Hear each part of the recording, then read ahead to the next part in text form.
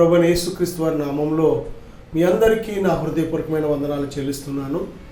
ఈ యొక్క మంచి సమయంలో ఈ యొక్క ఛానల్ ద్వారా ప్రతిరోజు ఇదే సమయానికి ఇదే ఛానల్లో దేవుని వాక్యాన్ని ధ్యానం చేయడానికి దేవుడు చూపించిన మహాకృపను బట్టి దేవునికి ఎనలేని వందనాలు చెల్లిస్తున్నాను. దేవుని బిడ్డలారా, ఈరోజు దేవుని వాక్యాంశం కానీ మనం చూసినట్లయితే క్రీస్తులో మన యొక్క స్థానం, క్రీస్తులో క్రైస్తవుని ప్రత్యేకత, క్రీస్తులో క్రైస్తవుని ప్రత్యేకమైన స్థానం, దాని గురించి కొద్ది మాటలు మనం ధ్యానించే ముందుగా చిన్న ప్రార్థన చేసుకుని దేవుని ఆత్మ సహాయాన్ని మనం తీసుకుందాం. పరిశుద్ధుడా, ఘనమైన తండ్రి, ఈ యొక్క సమయంలో నాయన మీడియా ద్వారా ఎంతోమంది ఈ వాక్యాన్ని ఆలకిస్తున్నారు, వారందరినీ దర్శించండి. మాట్లాడే దైవమా నాయన, మాకు వినే చెవి, గ్రహించే హృదయం దయచేయండి. మీ మాట, ఒక్క మాట చాలు ప్రభువా, మా జీవితాలను మా హృదయాలను మార్చగలుగుతుంది. మీ మాటలో శక్తి ఉంది, మీ మాటలో ప్రభావం ఉంది, మీ మాటలో నెమ్మది ఉందయ్యా. మీ మాటలో తండ్రి అధికారం ఉంది నాయన. మాతో మాట్లాడమని యేసుక్రీస్తు వారి నామములో అడుగుచున్నాను తండ్రి, ఆమేన్. దేవుని బిడ్డలారా, ఈరోజు క్రీస్తులో క్రైస్తవుని ప్రత్యేకత. మనమందరం దేవుని పిల్లలం. ప్రభువైన యేసుక్రీస్తు వారిని మన హృదయాల్లో ఆయన నివాసం ఉంటున్నారు కనుక మనము ప్రభువులో ఒక ప్రత్యేకించబడిన స్థానాన్ని మనం కలిగి ఉన్నాం. ఏంటి ఆ స్థానం అని కానీ మనం ఒకసారి ధ్యానం చేసినట్లయితే కొరింథీయులకు రాసిన మొదటి పత్రిక 7వ అధ్యాయం 23 నుంచి 24 వరకు మనం చూస్తే, మీరు వెలపెట్టి కొనబడిన వారు గనుక అనే మాట మనం చూస్తున్నాం. వెలపెట్టి కొనబడిన వారు కనుక మన దేహముతో దేవునిని మహిమపరచమని బైబిల్ స్పష్టంగా చెబుతుంది. దేవుని బిడ్డలారా, దేవుని వాక్యము మనకు ఒక ఆధారం. దేవుని వాక్యము మనకు దేవుడిచ్చిన ఒక డాక్యుమెంట్. ఎందుకంటే దేవుని బిడ్డలారా, ఈ లోక సంబంధమైన సంపదకు, ఈ లోక సంబంధమైన ఆస్తులకు ఒక డాక్యుమెంట్ ఉంటూ ఉంటుంది. దాని విలువను, దాని యొక్క ఎవరి పేరు మీద అయితే ఆస్తి ఉందో వారిదని తెలియచేసే ఒక అధికార పత్రం. మరి ప్రభుత్వ పరంగా అది చెల్లుబాటు అయ్యి మరి కోర్టులో కానీ పోలీస్ స్టేషన్లో కానీ దాని ద్వారా గొప్ప హక్కులు మనం కలిగి ఉంటాం. అటువంటి ఒక డాక్యుమెంట్ అనేది మనకి ఉంటూ ఉంటుంది. అలాగే దేవాది దేవుడు మనకిచ్చిన డాక్యుమెంట్ ఏంటంటే ఆయన వాక్యం.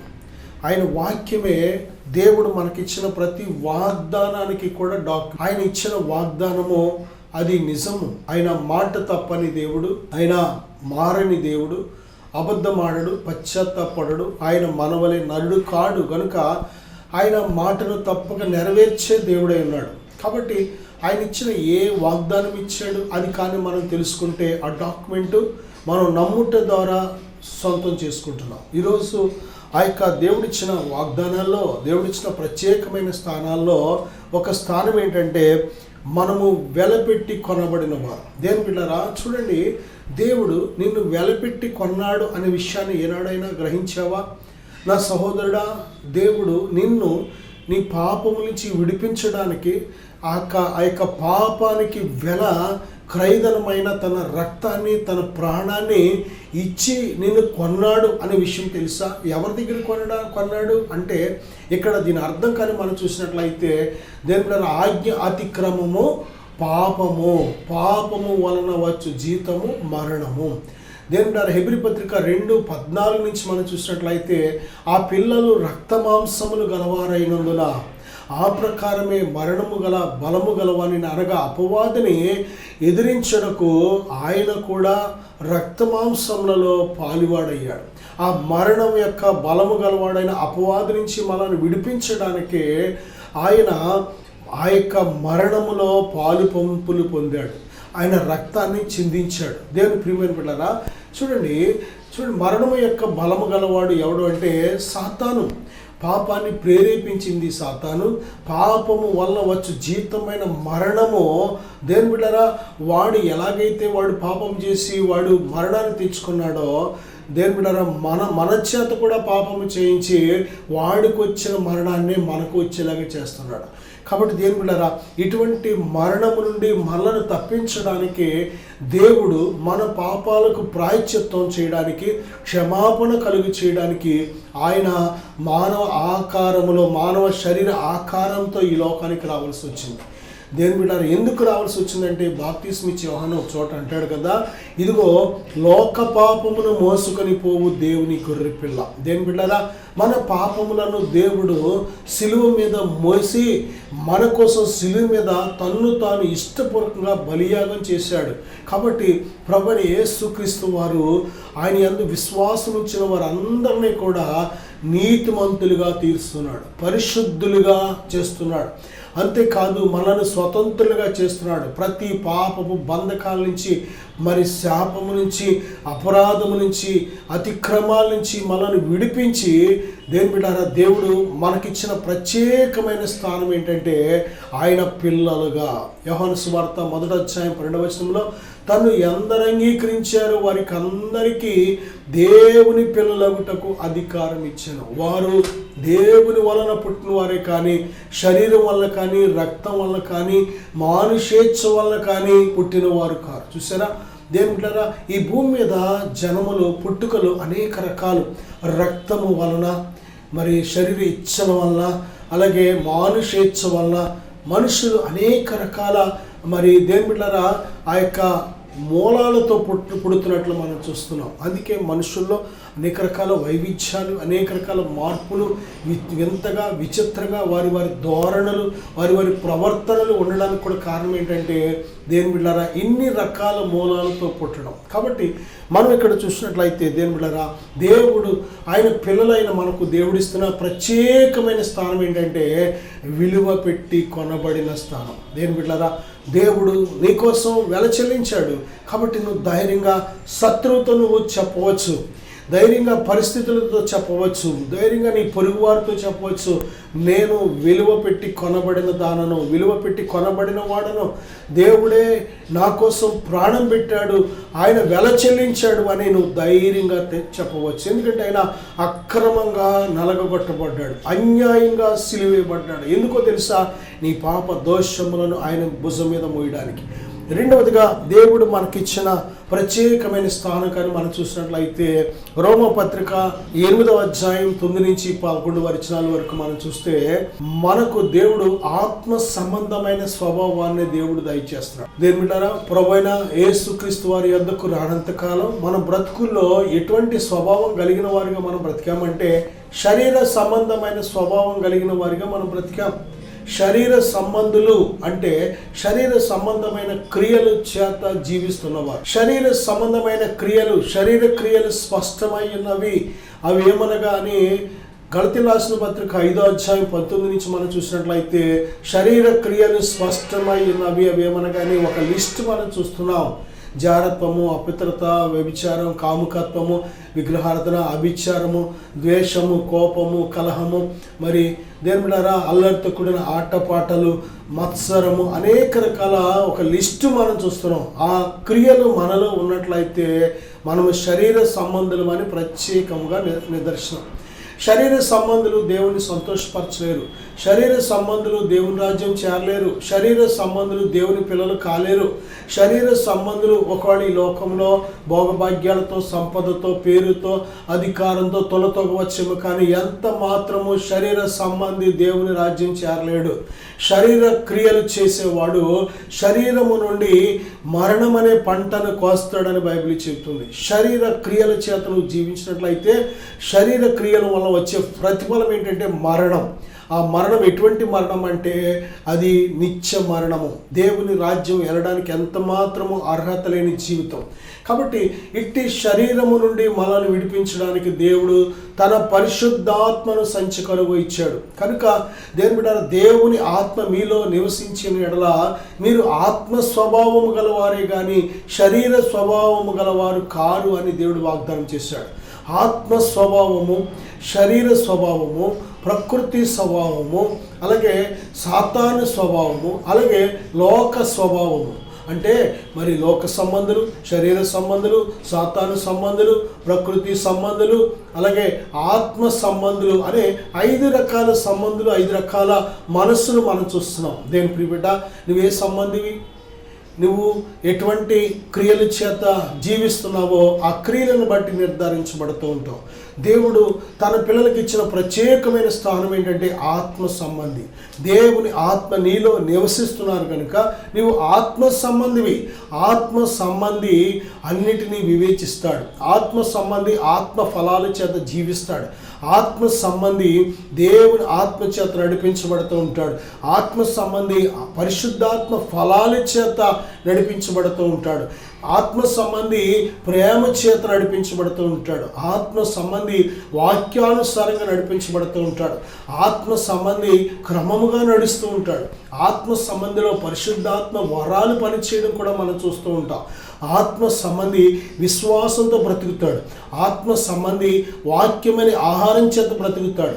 ఆత్మ సంబంధి ఆత్మతో సత్యముతో దేవుని సేవిస్తాడు.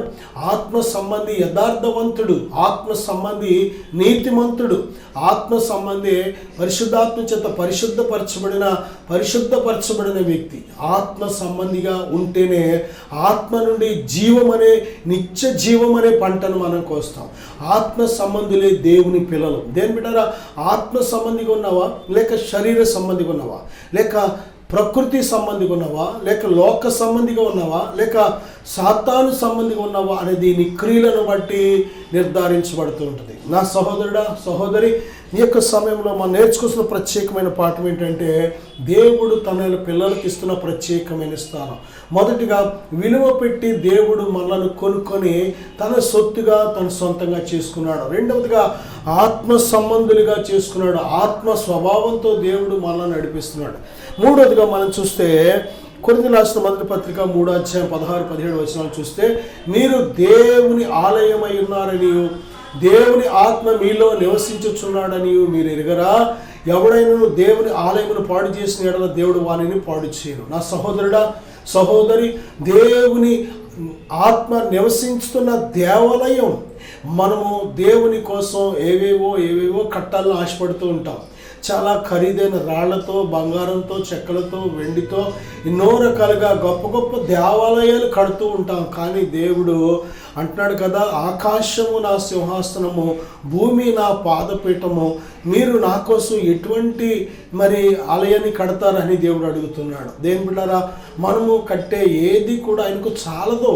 ఆయన తన్ను తాను తగ్గించుకొని మనము 2-3 ఎక్కడైతే కూడి ఉంటామో అక్కడికి వచ్చి ఆయన వారిని దీవించడం, వారితో మాట్లాడడం, అక్కడ కార్యాలు జరిగించడం మనం చూస్తున్నాం. అంతేకాని ఆయన మహాకాశములు పట్టచాలని దేవుడు. ఆయన కోసం మనం ఎటువంటి మందిరాన్ని మనం కట్టగలుగుతాం?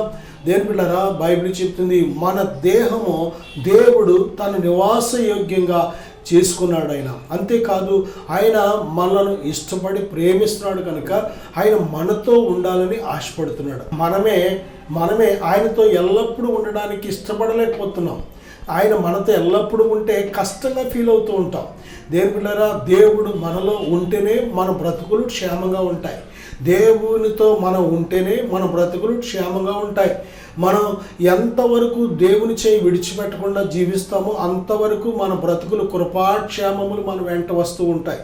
దేని బిడ్డ, దేవునిని ఎంతవరకు కూడా మనం ఆయనను గౌరవిస్తామో, లోబడతామో, ప్రేమిస్తామో అంతవరకు దేవుడు తన ఆలోచనతో, తన శక్తితో మనం నడిపిస్తూ ఉంటాడు. కానీ మనం ఎప్పుడైతే దేవుని ఆత్మకు లోబడమో, తిరుగుబాటు చేస్తూ ఉంటామో, ఆయన వాక్యం మీద తిరుగుబాటు చేస్తూ ఉంటామో, ఆయన ఆత్మ మీద తిరుగుబాటు చేస్తూ ఉంటామో, ఆయన దుఃఖపరుస్తూ ఉంటామో, అనేక రకాల కార్యాల చేత, శరీర కార్యాల చేత కానీ, సాతాను కార్యాల చేత కానీ, మనము దేని బిడ్డారా క్షమించలేని స్వభావం కానీ, లేకపోతే గర్వం చేత కానీ, కొన్ని రకాల దుర్గుణాలున్న గుణాల చేత మనం జీవిస్తున్నప్పుడు దేవుని ఆత్మ దుఃఖపడి, గాయపరచబడి ఆయన మనల్ని విడిచి వెళ్ళిపోవడం జరుగుతూ ఉంటుంది. దేని బిడ్డారా, అందరిలో పరిశుద్ధాత్ముడు నివసించగలుగుతున్నారా? మనము ఏ క్షణమైతే ప్రభుని యేసుక్రీస్తు వారిని రక్షకుడిగా అంగీకరించామో ఆ క్షణమే ప్రభు మనలోకి వస్తున్నారు. కానీ వచ్చిన పరిశుద్ధాత్ముడు అందరిలో ఎల్లప్పుడూ నివాసం చేయగలుగుతున్నారంటే లేదు. ఎందుకంటే మనము మన స్వైచిత్తాన్ని చేయడం ద్వారా పరిశుద్ధాత్మ దేవుడు దుఃఖపరచబడి మనల్ని విడిచి వెళ్ళిపోతున్నారు. మనము నమ్మకస్తులుగా ఉన్నట్లయితే, లోబడే వారిగా మనం ఉన్నట్లయితే, దేని బిడ్డ మనం ఎల్లప్పుడూ ఆయనను ప్రేమించి లోబడి ఆయన చిత్తానుసారంగా జీవించే మనసు మనకు కలిగినట్లయితే ఆయన మనలను ఎన్నడూ విడిచిపెట్టడు. దేని బిడ్డారా, మనము మధ్యలో శోధించబడుతున్నప్పుడు, లేక పరీక్షించబడుతున్నప్పుడు, పరిశోధించబడుతున్నప్పుడు, ఏదైనా నొప్పి బాధ కలుగుతున్నప్పుడు, దేని బిడ్డారా మనం ఓడిపోతున్నాం, విడిచిపెట్టేస్తున్నాం ప్రభుని. అప్పుడు ఆ సమయంలో దేవుని చాలా గాయపరుస్తూ ఉంటాం. కనుక మనం నేర్చుకోవాల్సిన పాఠం ఏంటంటే, దేవుడు మనకిచ్చిన ప్రత్యేకమైన స్థానాల్లో ఒక స్థానం విలపెట్టి కొనబడిన వారు. రెండవదిగా దేని బిడ్డ ఆత్మ సంబంధం, ఆత్మ స్వభావము కలిగిన వారు.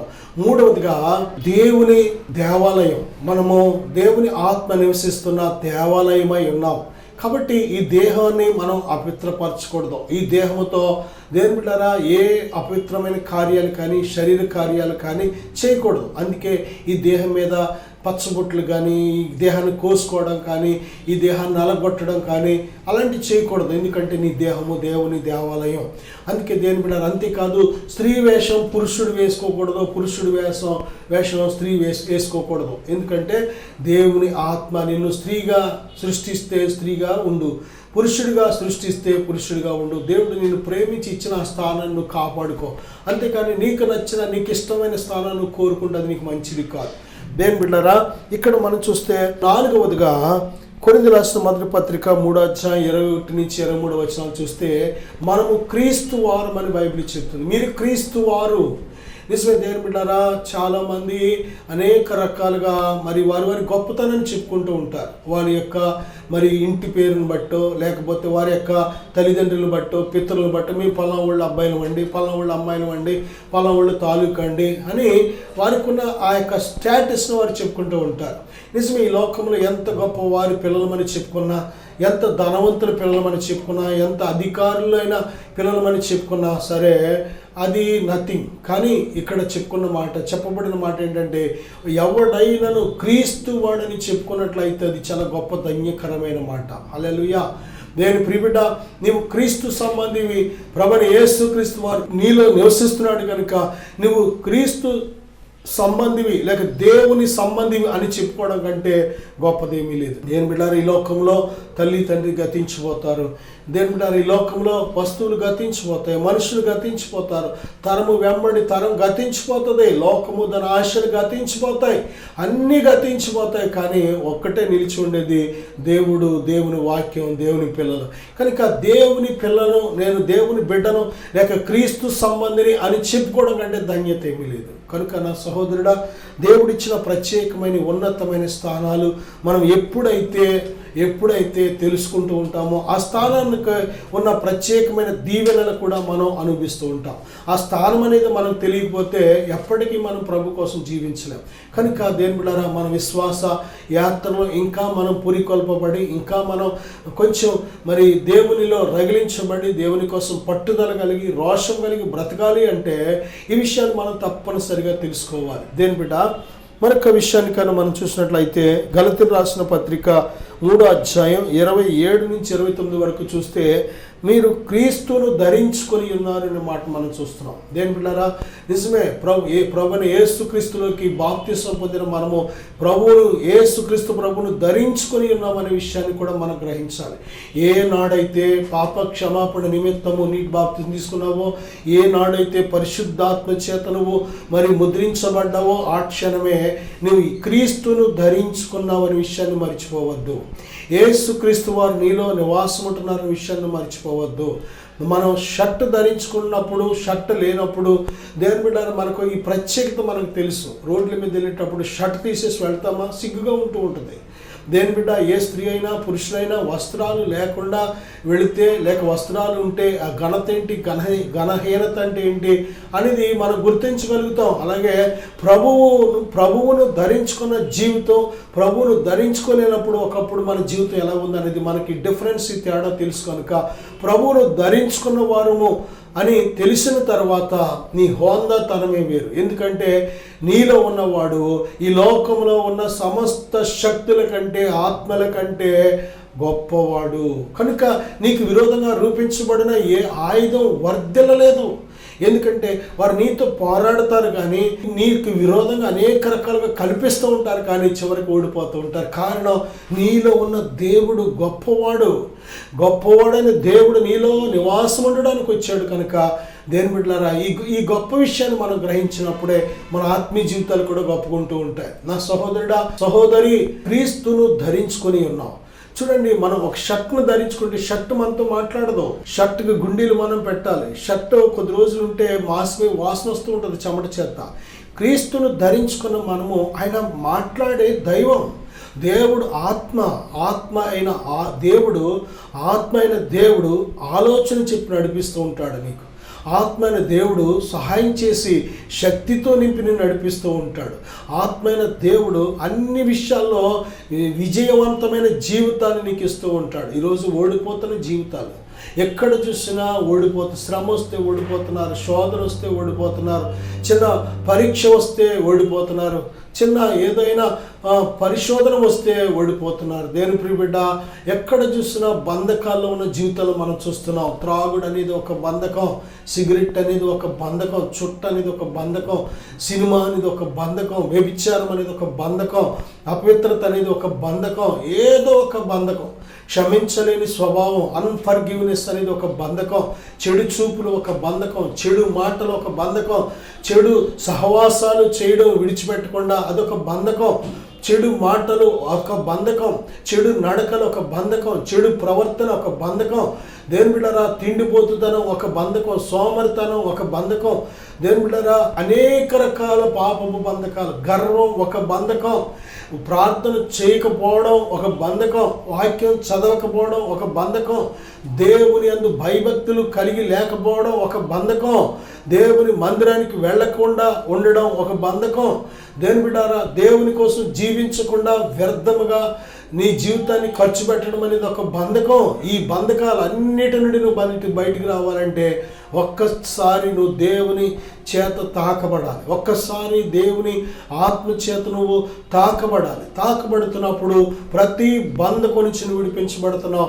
దేవుడు నిన్ను ముట్టడమే కాదు, నీలోకి వచ్చి నివాసం చేస్తున్నాడు. నా సహోదరుడా, సహోదరి, ఆ యొక్క మార్పును నువ్వు గ్రహించగలుగుతున్నావు. ఎటువంటి బంధకాల్లో ఉన్నా సరే దేవుడు చెప్తున్నాడు, ఇదిగో బంధకాల్లో ఉన్నవారా రండి, నేను మీకు విడుదల కలుగజేస్తాను అంటున్నాడు ఆయన.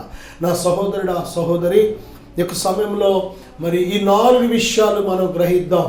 మొదటిగా, దేవుడు మనకిచ్చిన ప్రత్యేకత ఏంటంటే విలువ పెట్టి కొనబడిన వారము. రెండో ప్రత్యేకత, ఆత్మ సంబంధుల ఆత్మ స్వభావము కలిగిన వారం అనే విషయాన్ని మర్చిపోకూడదు.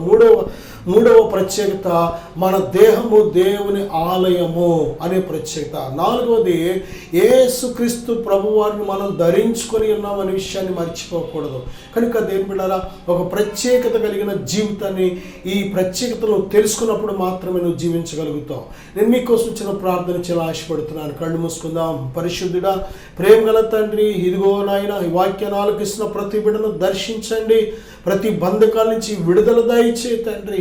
నాయన, మీరు ఇచ్చిన ప్రత్యేకతను అయా బిడ్డలు తెలుసుకొని కలిగి ఉండి అయా మీలో ప్రత్యేకమైన జీవితాన్ని జీవించేవారిగా సహాయం దయచేయమని యేసు నామములో ప్రార్థిస్తున్నాను తండ్రి. ఆమేన్. God bless you. దయచేసి ఇద్దరు ఆడవాళ్ళు కట్టుకునే వాళ్ళు అంతే. Thank you Jesus.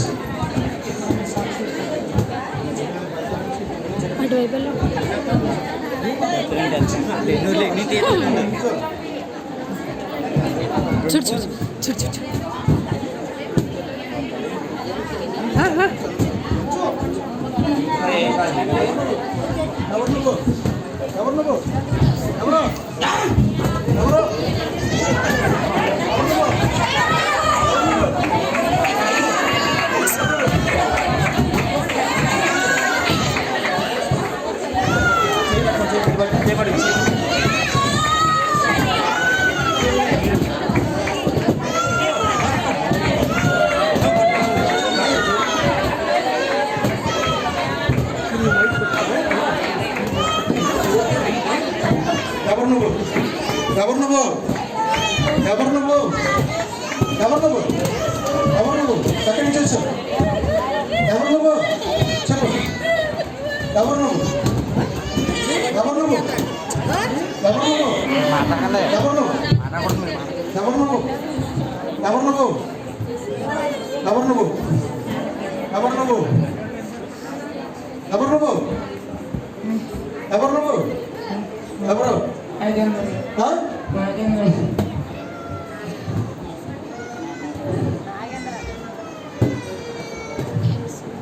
నువ్వు నడిపించాడా? ఏముందా ఇంకా నీలో?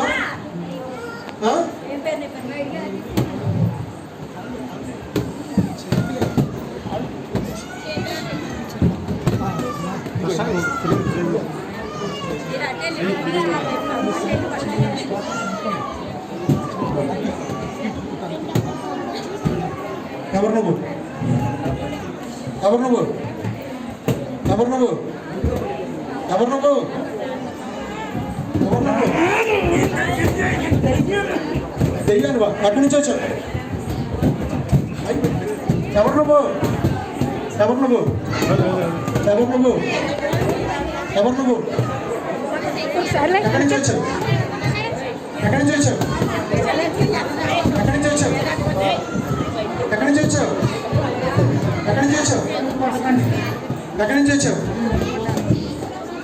ఎక్కడి నుంచి వచ్చావు? బయటికి అయిపోయింది నీ సమయం. యేసుక్రీస్తు నామములో ఇప్పుడే బయటికి.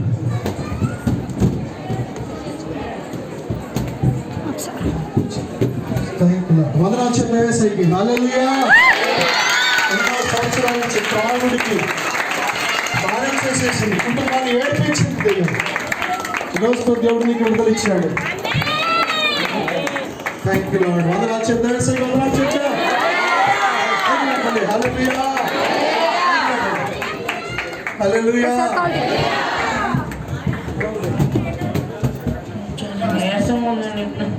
విడిపించారు. వెళ్ళిపోయింది.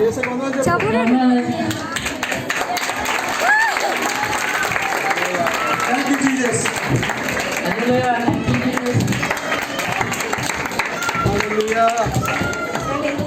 హల్లెలూయా. నా పేరు నాగేంద్ర. మీరు ఏ ఊరు నుంచి వచ్చారండి? మీ చర్చికి ఎప్పటి నుంచి వస్తున్నారు? 5 years నుంచి. 5 years నుంచి వస్తున్నారు. ఇప్పుడు మీకున్న సమస్య ఏంటి? ప్రింటింగ్ ఎక్కువ తీసుకున్నాయి. దాని గురించి పాస్పోర్ట్ విడుదల ఇస్తారని చెప్పి వస్తున్నాను. ఏ సమస్య? రావడానికి సమస్య. మరి దైవజనుల దగ్గరికి వచ్చినప్పుడు ఈ సమస్యను ప్రార్థిస్తున్నప్పుడు దైవజనులు ఆ సమస్యను విశ్వసించి ప్రార్థించినప్పుడు మీకు ఎలా అనిపించింది? అసలు నేను దగ్గరికి వెళ్ళకపోయాను. కొండని మంటలు వచ్చేసి ఆయన దగ్గరికి వెళ్తుంటే ఆయనకి పారిపోయాను. ఆయన దగ్గరికి కూడా వెళ్ళకపోయాను అసలు. అప్పుడు నేను పక్కన వాళ్ళు పట్టుకుని ఫస్ట్ వాటర్ స్ప్రే చేయగానే ఏమేమి తెలియదు పడిపోయాను. అలా అంతా పట్టేసినట్టు అయిపోయి తర్వాత వెళ్ళిపోయాను. కింద కూర్చొని ఆ వాటర్ స్ప్రే చేసి తర్వాత మీకు రిలీఫ్ అనిపించింది. ఇప్పుడు మీరు ఇతరులకు ఇచ్చే సాక్ష్యం ఏంటి? దేవుడు నమ్మదగిన దేవుడు, పరిశుద్ధమైన దేవుడు. నేను కూడా నమ్మాను. నాకు కొంచెం బాగుంది. మరి ఈ బ్రదర్ జీవితంలో అనేకమైన బంధకాలు, త్రాగుడనే బంధకం నుంచి ఎంతో మరి దేవునికి ఆయాసకరంగా జీవించాడు. కానీ దేవుని ఎదుకు వచ్చేవారిని ఆయన ఎంత మాత్రమో కూడా నెట్టివాడు. ఎందుకంటే ఆయన మన కన్న తండ్రి కనుక. మరి దైవజనుడికి దగ్గరికి వచ్చి ఆ అభిషేక వాటర్ని సేవ్ చేస్తే నా జీవితం బాగుపడుతుందని వచ్చి దైవజనులతో ప్రార్థన చేస్తున్నప్పుడు మరి ఆ యొక్క దురాత్మ అతని నుంచి వీడి వెళ్ళిపోయి ఎంతో నెమ్మది సమాధానంతో ఆ బిడ్డ నింపబడ్డాడు. ఇది కేవలం దేవుని యొక్క మహిమ. మనందరం కూడా ఒకసారి చప్పట్లు కొట్టి దేవుని